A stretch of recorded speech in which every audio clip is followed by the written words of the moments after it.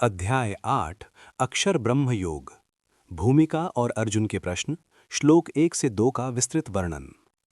अध्याय 7 के अंत में श्री कृष्ण ने बताया था कि जो व्यक्ति ब्रह्म, अध्यात्म और कर्म को जानकर मृत्यु के समय उनका स्मरण करता है, वो उन्हें प्राप्त करता है।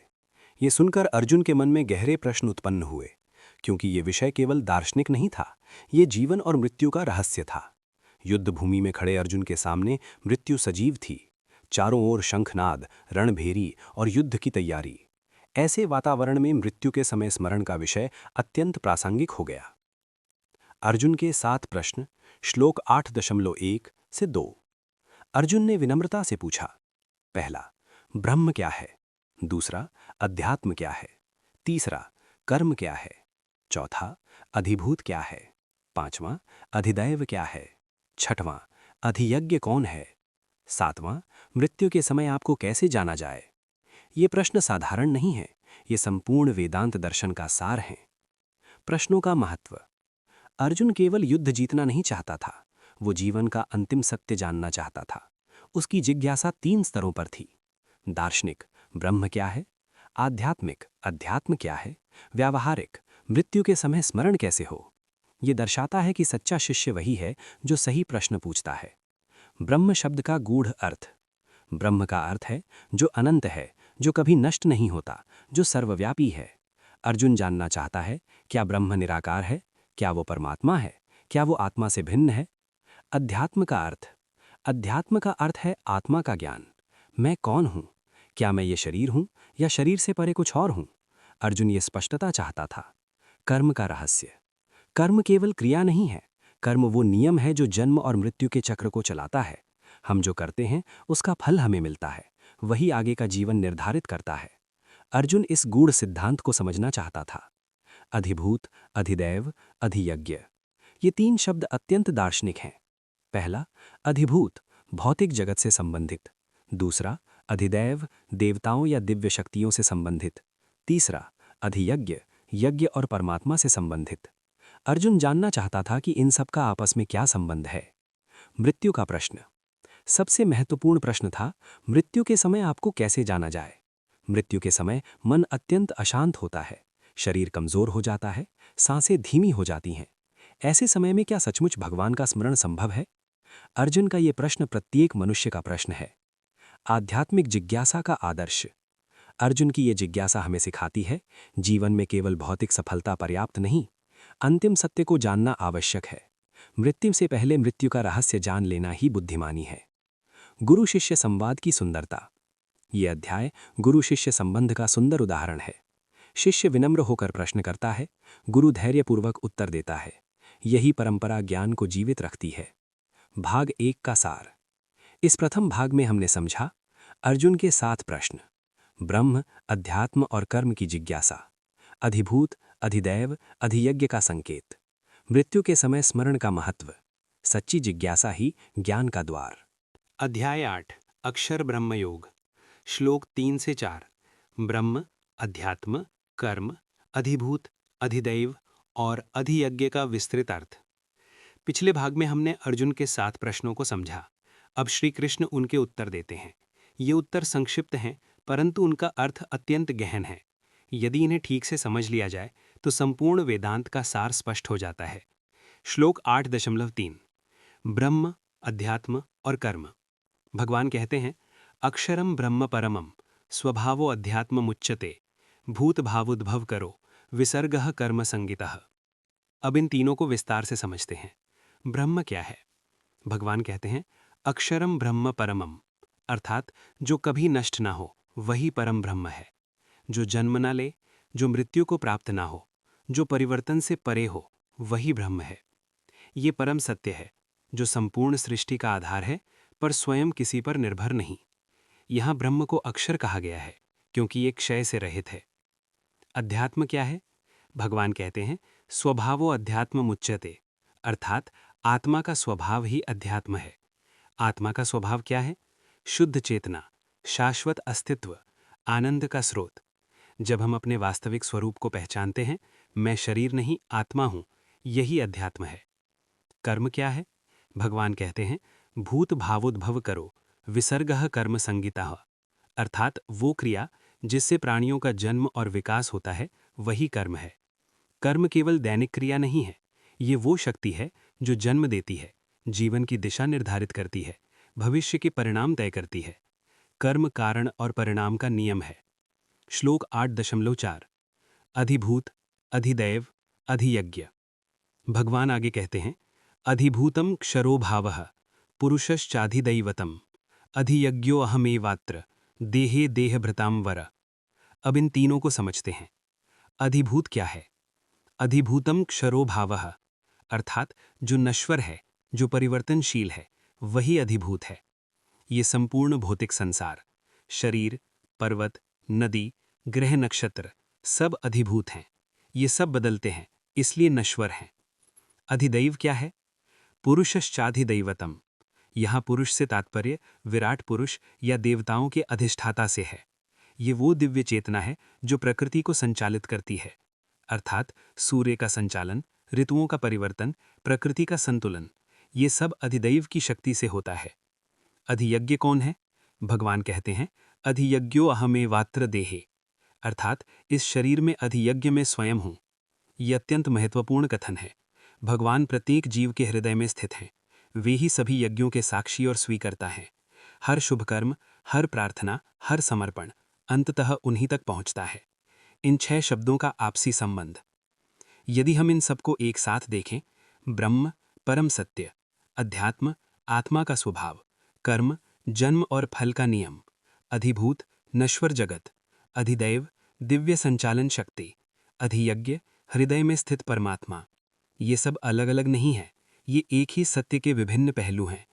व्यावहारिक समझ, जब हम समझ लेते हैं शरीर नश्वर है, अधिभूत, आत्मा शाश्वत है, अध्यात्म, कर्म का नियम अटल है, परमात्मा हृदय में स्थित है, तब जीवन का दृष्टिकोण बदल जाता है। 1. ब्रह्म अविनाशी परम सत्य। 2. अध्यात्म आत्मा का स्वभाव। 3. कर्म जन्म और फल का नियम। 4. अधिभूत नश्वर जगत। 5. अधिदैव दिव्य संचालन शक्ति। 6. अधियज्ञ हृदय में स्थित परमात्मा। अध्याय 8 अक्षर ब्रह्म योग। श्लोक 5 से 7 मृत्यु के समय स्मरण का रहस्य। अब तक हमने जाना कि ब्रह्म क्या है, अध्यात्म क्या है और भगवान स्वयं प्रत्येक जीव के हृदय में स्थित हैं। अब श्री कृष्ण एक अत्यंत गूढ़ सत्य बताते हैं। मनुष्य मृत्यु के समय जिस भाव का स्मरण करता है, वही उसकी अगली गति निर्धारित करता है। ये अध्याय का अत्यंत महत्वपूर्ण भाग है। श्लोक 8.5 अंतकाले च मामेव स्मरण मुक्त्वा कलेवरम यह प्रयाति समद्भावम याति नास्त्यत्र संशयः। अर्थात जो मनुष्य अंत समय में केवल मेरा स्मरण करते हुए शरीर त्यागता है, वह मेरे स्वरूप को प्राप्त होता है, इसमें कोई संशय नहीं। मृत्यु का क्षण क्यों महत्वपूर्ण है? मृत्यु अंतिम परीक्षा के समान है। जो भाव पूरे जीवन में हमारे भीतर प्रबल रहा, वही अंत समय में प्रकट होता है। यदि जीवन भर मन धन में लगा रहा, मोह में डूबा रहा, क्रोध में उलझा रहा, तो अंत समय में भी वही भाव उठेगा। पर यदि जीवन भर भगवान का स्मरण, नाम जप, भक्ति, समर्पण का अभ्यास किया हो, तो अंतिम क्षण में भी वही स्मरण सहज होगा। श्लोक 8.6 यम यम वापि स्मरन् भावम त्यजत्यन्ते कलेवरम तम तमेवैति कौन्तेय सदा तद्भाव भावितः। अर्थात हे अर्जुन, जो जिस भाव का स्मरण करते हुए शरीर त्यागता है, वह उसी को प्राप्त होता है। ये प्रकृति का अटल नियम है। भाव का विज्ञान, ये केवल धार्मिक कथन नहीं है, ये मनोवैज्ञानिक सत्य भी है। मनुष्य का चित्त जिस दिशा में बार बार जाता है, वही उसकी प्रवृत्ति बन जाती है। प्रवृत्ति से संस्कार बनते हैं और संस्कार से भविष्य। इसलिए भगवान यहाँ सदा तद्भाव भावितः कहते हैं, अर्थात जो जीवन भर जिस भाव में रहा, अंत में भी वही स्मरण करेगा।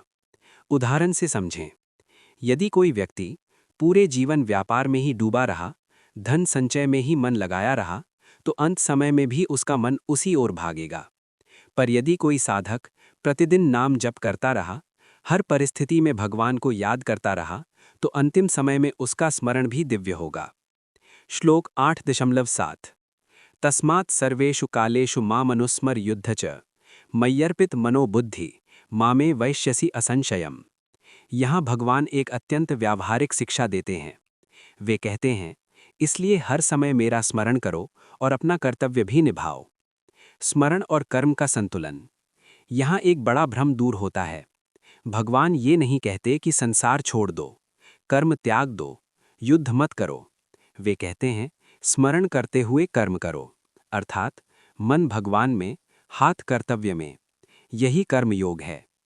अर्जुन के लिए संदेश। अर्जुन युद्ध भूमि में हैं। उनका कर्तव्य युद्ध करना है। भगवान उन्हें पलायन नहीं सिखा रहे, बल्कि आंतरिक समर्पण सिखा रहे हैं। मय्यर्पित मनोबुद्धि। जब मन और बुद्धि भगवान को अर्पित हो जाए, तब कर्म बंधन नहीं बनता, तब भय नहीं रहता, तब मृत्यु भी भयावह नहीं लगती, क्योंकि साधक जानता है, जो होगा भगवान की इच्छा से होगा। मृत्यु का आध्यात्मिक रहस्य। मृत्यु केवल शरीर का परिवर्तन है। जैसे पुराने वस्त्र उतारकर नए वस्त्र धारण करना, वैसे ही आत्मा शरीर बदलती है। यदि अंत समय में भगवान का स्मरण हो, तो आत्मा दिव्य लोक की ओर अग्रसर होती है। निरंतर अभ्यास क्यों आवश्यक है? अंत समय में अचानक भगवान का स्मरण करना कठिन है। उस समय शरीर दुर्बल, श्वास अस्थिर, मन विचलित हो सकता है। इसलिए भगवान कहते हैं, सर्वेषु कालेषु, हर समय अभ्यास करो। भक्ति का वास्तविक अर्थ क्या है? भक्ति केवल मंदिर जाने का नाम नहीं है। भक्ति है चलते हुए स्मरण, काम करते हुए नाम, दुख में विश्वास, सुख में कृतज्ञता। जब ये जीवन का स्वभाव बन जाए, तभी अंत समय में स्मरण संभव है। भाग 3 का सार। इस भाग में हमने जाना, 1. मृत्यु के समय स्मरण अत्यंत महत्वपूर्ण है। 2. जीवन भर का अभ्यास ही अंतिम क्षण को निर्धारित करता है। 3. भगवान का स्मरण करते हुए कर्तव्य पालन ही श्रेष्ठ मार्ग है। 4. मन और बुद्धि का समर्पण मुक्ति का द्वार खोलता है। श्लोक 14 से 16। अनन्य भक्ति और पुनर्जन्म से मुक्ति। अब भगवान भक्ति के मार्ग को अत्यंत। श्लोक 8.14। अनन्य चेताः सततम यो मां स्मरति नित्यशः तस्याहं सुलभः पार्थ नित्ययुक्तस्य योगिनः। जो अनन्य भाव से निरंतर मेरा स्मरण करता है, मैं उसके लिए सहज उपलब्ध हूँ। रूप में बताते हैं, अनन्य भक्ति क्या है? अनन्य का अर्थ जिसका दूसरा आश्रय न हो, केवल भगवान पर विश्वास, केवल भगवान में शरण। भगवान सुलभ क्यों हो जाते हैं? भगवान दूर नहीं हैं, वे हृदय में स्थित हैं। जब मन अन्य आश्रयों को छोड़ देता है, तो उनका अनुभव स्वतः हो जाता है। श्लोक 8.15। मामुपेत्य पुनर्जन्म दुःखालयम् अशाश्वतम् नाप्नुवन्ति महात्मानः संसिद्धिं परमां गताः। ये संसार दुःखालय है, क्योंकि यहाँ सब नश्वर है। जो भगवान को प्राप्त करता है, वह पुनर्जन्म के चक्र से मुक्त हो जाता है। संसार क्यों दुःखालय है? जन्म दुख, रोग दुख, मृत्यु दुख, वियोग दुख। यहाँ सुख है, पर स्थायी नहीं। श्लोक 8.16। आब्रह्म भुवनाल लोकाः पुनरावर्तिनोर्जुन मामुपेत्य तो कौन्तेय पुनर्जन्म न विद्यते। यहाँ भगवान बताते हैं, ब्रह्मलोक तक भी जाना अंतिम लक्ष्य नहीं है। वहाँ से भी पुनर्जन्म संभव है, परंतु जो भगवान को प्राप्त करता है, वह सदा के लिए मुक्त हो जाता है। इसका गूढ़ संदेश, लक्ष्य केवल स्वर्ग नहीं है, लक्ष्य है परमात्मा की प्राप्ति। भाग 5 का सार। 1. अनन्य भक्ति से भगवान सुलभ हो जाते हैं। 2. संसार नश्वर और दुखमय है। 3. ब्रह्मलोक तक भी पुनर्जन्म संभव है। 4. परम मुक्ति केवल भगवान की प्राप्ति से होती है। अध्याय 8। अक्षर ब्रह्मयोग। श्लोक 17 से 19। ब्रह्मा का दिन और सृष्टि प्रलय का रहस्य। अब तक श्री कृष्ण ने बताया कि अनन्य भक्ति से परम गति प्राप्त होती है और भगवान को पाने के बाद पुनर्जन्म नहीं होता। अब वे अर्जुन को सृष्टि के विशाल कालचक्र का ज्ञान देते हैं, ताकि मनुष्य समझ सके कि यह जगत कितना अस्थायी है। सहस्त्र युग पर्यंतम अहर्यद ब्रह्मणो विदुः रात्रिम युग सहस्त्रांताम तेहो रात्रविदो जनाः। अर्थ: जो ज्ञानी लोग जानते हैं कि ब्रह्मा का एक दिन सहस्र युगों के बराबर है और उसकी रात्रि भी सहस्र युगों के समान है, वही वास्तविक काल तत्व को जानते हैं। ब्रह्मा का एक दिन कितना लंबा? हिंदू गणना के अनुसार एक चतुर्युग बराबर सतयुग प्लस त्रेता प्लस द्वापर प्लस कलयुग।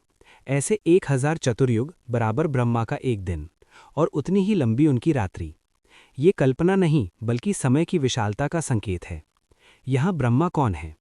यहाँ ब्रह्मा से तात्पर्य सृष्टिकर्ता देव से है, ना कि परम ब्रह्म से।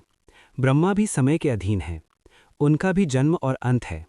श्लोक 8.18 अव्यक्ताद् व्यक्तयाः सर्वाः प्रभवन्त्य हरागमे रात्र्यागमे प्रलीयन्ते तत्रैव व्यक्तसंज्ञके।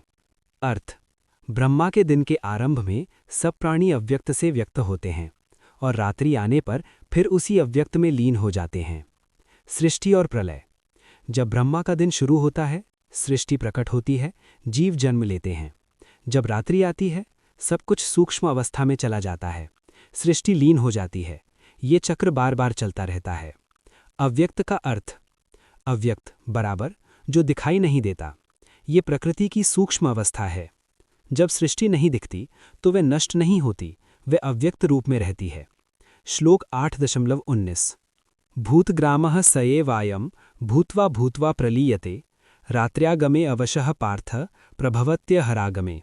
अर्थ, हे अर्जुन, वही प्राणियों का समूह बार बार जन्म लेता है और रात्रि में लीन हो जाता है। दिन आने पर फिर प्रकट होता है। जीव क्यों बंधा है? क्योंकि कर्म शेष हैं। जब तक कर्म और वासनाएं हैं, जीव इस चक्र में घूमता रहता है। ये ज्ञान क्यों दिया गया? भगवान अर्जुन को दिखाना चाहते हैं ये जगत स्थायी नहीं, यहाँ तक कि ब्रह्मा का लोक भी नश्वर है। समय सबको प्रभावित करता है, केवल परमात्मा ही काल से परे हैं। आध्यात्मिक संदेश, यदि ब्रह्मा का भी अंत है तो मनुष्य के छोटे से जीवन का क्या महत्व? ये समझकर अहंकार मिटता है, आसक्ति कम होती है, वैराग्य उत्पन्न होता है, संसार की अस्थिरता का बोध। हम सोचते हैं मेरा घर, मेरा परिवार, मेरा धन, पर यह सब समय के साथ बदल जाएगा। सृष्टि के स्तर पर भी यही सत्य है। भाग 6 का सार। 1. ब्रह्मा का एक दिन सहस्र युगों के बराबर है। 2. सृष्टि व्यक्त और अव्यक्त होती रहती है। 3. जीव कर्मों के कारण जन्म मरण के चक्र में बंधा है। 4. समय सबको प्रभावित करता है, ब्रह्मा को भी। 5. केवल परमात्मा काल से परे हैं। अध्याय 8 अक्षर ब्रह्मयोग। श्लोक 20 से 22 शाश्वत अव्यक्त धाम और परम पुरुष की प्राप्ति। पिछले भाग में हमने सृष्टि और प्रलय के चक्र को समझा। कैसे ब्रह्मा का दिन आरंभ होने पर जगत प्रकट होता है और रात्रि में पुनः अव्यक्त में लीन हो जाता है। अब श्री कृष्ण एक अत्यंत महत्वपूर्ण रहस्य प्रकट करते हैं। इस व्यक्त अव्यक्त जगत से परे भी एक शाश्वत दिव्य। श्लोक 8.20 परस्तस्मात् तु भावो अन्यो अव्यक्तो व्यक्तात् सनातनः यह स सर्वेषु भूतेषु नश्यत्सु न विनश्यति। अर्थ, उस अव्यक्त से भी परे एक और सनातन अव्यक्त भाव है जो सबके नष्ट हो जाने पर भी नष्ट नहीं होता है। 2 प्रकार का अव्यक्त। एक अव्यक्त प्रकृति की सूक्ष्म अवस्था जिससे सृष्टि प्रकट होती है और जिसमें लीन होती है। दूसरा अव्यक्त सनातन शाश्वत परम धाम। पहला अव्यक्त बदलता है, दूसरा अव्यक्त कभी नहीं बदलता। शाश्वत धाम क्या है? ये वो स्थिति है जहाँ जन्म नहीं, जहाँ मृत्यु नहीं, जहाँ समय का प्रभाव नहीं, जहाँ दुख नहीं। ये परमात्मा का धाम है। श्लोक 8.21 अव्यक्तो अक्षरो इत्युक्तस्तमाहुर्परमां गतिं यं प्राप्य न निवर्तन्ते तद्धाम परमं मम। अर्थ, वो अव्यक्त अक्षर कहलाता है और वही परम गति है जिसे प्राप्त करके जीव वापस नहीं लौटता, वही मेरा परम धाम है। निवर्तन्ते पुनर्जन्म समाप्त।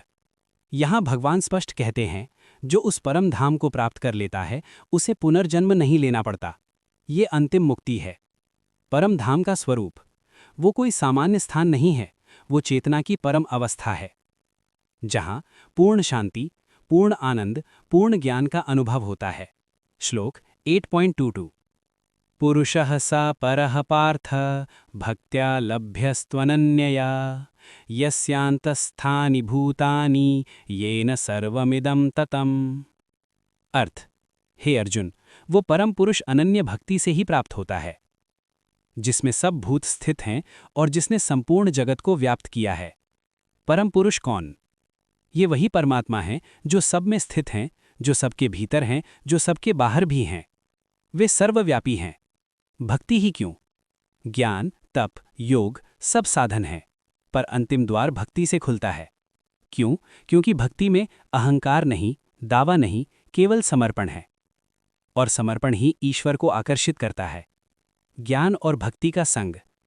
इस अध्याय में भगवान ने ब्रह्म का ज्ञान दिया, समय का रहस्य बताया, सृष्टि प्रलय समझाया और अंत में भक्ति को सर्वोच्च बताया। ये दर्शाता है ज्ञान मार्ग और भक्ति मार्ग विरोधी नहीं, बल्कि एक दूसरे के पूरक हैं। साधक के लिए संदेश। यदि साधक समझ ले कि ये जगत अस्थायी है, सृष्टि भी नश्वर है, ब्रह्मा भी काल के अधीन है, तो उसका मन स्वाभाविक रूप से शाश्वत की ओर जाएगा। और जब मन शाश्वत की ओर मुड़ता है तो भक्ति स्वतः उत्पन्न होती है। जीवन में इसका प्रयोग। हम प्रतिदिन सुख में आसक्त, दुख में विचलित, हानि में निराश, लाभ में अहंकारी हो जाते हैं। पर यदि स्मरण रहे कि सब नश्वर है तो मन संतुलित रहेगा। भाग 7 का सार। 1. प्रकृति के अव्यक्त से परे एक सनातन अव्यक्त है। 2. वही परम धाम है। 3. उसे प्राप्त करके पुनर्जन्म नहीं होता। 4. वो परम पुरुष अनन्य भक्ति से ही प्राप्त होता है। 5. भक्ति अंतिम और सर्वोच्च साधन है। मृत्यु निश्चित है। अब तक श्री कृष्ण ने अर्जुन को ब्रह्म, अध्यात्म, कर्म, सृष्टि प्रलय, शाश्वत धाम और भक्ति का रहस्य समझाया। अब वे मृत्यु के बाद आत्मा की 2 गतियों का वर्णन करते हैं, देवयान प्रकाश मार्ग और पितृयान अंधकार मार्ग। यत्र काले त्वनावृत्तिम आवृत्तिम चैव योगिनः प्रयाता यान्ति तं कालम वक्ष्यामि भरतर्षभ। अर्थ, हे अर्जुन, अब मैं वो काल बताऊंगा जिसमें प्रस्थान करने पर योगी पुनर्जन्म नहीं लेते और जिसमें जाने पर लौटना पड़ता है। यहाँ काल का अर्थ केवल समय नहीं, बल्कि मार्ग और चेतना की अवस्था है। देवयान प्रकाश मार्ग। अग्निर्ज्योतिरः शुक्लः षण्मासा उत्तरायणम तत्र प्रयाता गच्छन्ति ब्रह्म ब्रह्मविदो जनाः। अर्थ, अग्नि, प्रकाश, दिन, शुक्ल पक्ष, उत्तरायण, इन मार्गों से जाने वाले ब्रह्मवेत्ता ब्रह्म को प्राप्त होते हैं। देवयान का अर्थ, ये प्रतीकात्मक वर्णन है। अग्नि बराबर ज्ञान का प्रकाश, ज्योति बराबर चेतना, शुक्ल बराबर शुद्धता, उत्तरायण बराबर ऊर्ध्व गति। जो साधक प्रकाश में चेतना में स्थित है वो उच्चतम धाम को प्राप्त करता है। पितृयान अंधकार मार्ग। धूमो रात्रिस्तथा कृष्णः षण्मासा दक्षिणायनम तत्र चांद्रमसम ज्योतिर्योगी प्राप्य निवर्तते। अर्थ, धूम, रात्रि, कृष्ण पक्ष, दक्षिणायन, इन मार्गों से जाने वाला योगी चंद्रलोक को प्राप्त कर पुनः लौट आता है। पितृयान का अर्थ, ये प्रतीक है। धूम बराबर अस्पष्टता, रात्रि बराबर अज्ञान, कृष्ण पक्ष बराबर क्षीण प्रकाश, दक्षिणायन बराबर अवरोही गति। ये मार्ग अस्थायी लोकों की ओर ले जाता है। क्या ये केवल तिथियों का वर्णन है? नहीं, ये केवल खगोलीय समय का विवरण नहीं है, ये चेतना की स्थिति का वर्णन है। यदि जीवन प्रकाशमय है तो मृत्यु भी प्रकाशमय होगी। यदि जीवन अज्ञानमय है तो मृत्यु के बाद भी चक्र जारी रहेगा। शुक्ल कृष्णे गति हीयते जगतः शाश्वते मते एकया यात्यनावृत्तिम मन्यया वर्तते पुनः। अर्थ, ये दोनों मार्ग शाश्वत माने गए हैं, एक से मुक्ति, दूसरे से पुनर्जन्म। नैते श्रुति पार्थ जानन्य योगी मुह्यति कश्चन तस्मात् सर्वेषु कालेषु योगयुक्तो भव अर्जुना। अर्थ, जो योगी इन दोनों मार्गों को जानता है वो मोहित नहीं होता, इसलिए हर समय योग युक्त रहो। यहाँ मुख्य शिक्षा क्या है? केवल समय की प्रतीक्षा मत करो, केवल तिथि पर निर्भर मत रहो, अपनी चेतना को प्रकाशमय बनाओ। हर समय भगवान का स्मरण ही सुरक्षा है। अध्याय का निष्कर्ष। वेदेषु यज्ञेषु तपःसु चैव दानेषु यत् पुण्यफलं प्रदिष्ठम् अत्येति तत्सर्वमिदं विदित्वा योगी परम स्थानम उपैति चाद्यम। अर्थ, वेद, यज्ञ, तप और दान से जो पुण्य फल मिलता है, योगी इस ज्ञान से उन सब को पार कर परम धाम को प्राप्त होता है। अंतिम संदेश। वेद का ज्ञान, यज्ञ का पुण्य, तपस्या का फल, दान का महत्व, इन सब का उद्देश्य है परम सत्य की प्राप्ति।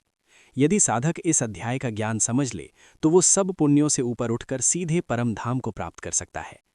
अंतिम आध्यात्मिक संदेश। जीवन अनिश्चित है, मृत्यु निश्चित है, परंतु भय आवश्यक नहीं, यदि स्मरण भगवान का है। जब मन प्रकाश में स्थिर, भक्ति में दृढ़, कर्म में समर्पित हो जाए, तब मृत्यु अंत नहीं बल्कि परम यात्रा का आरंभ है।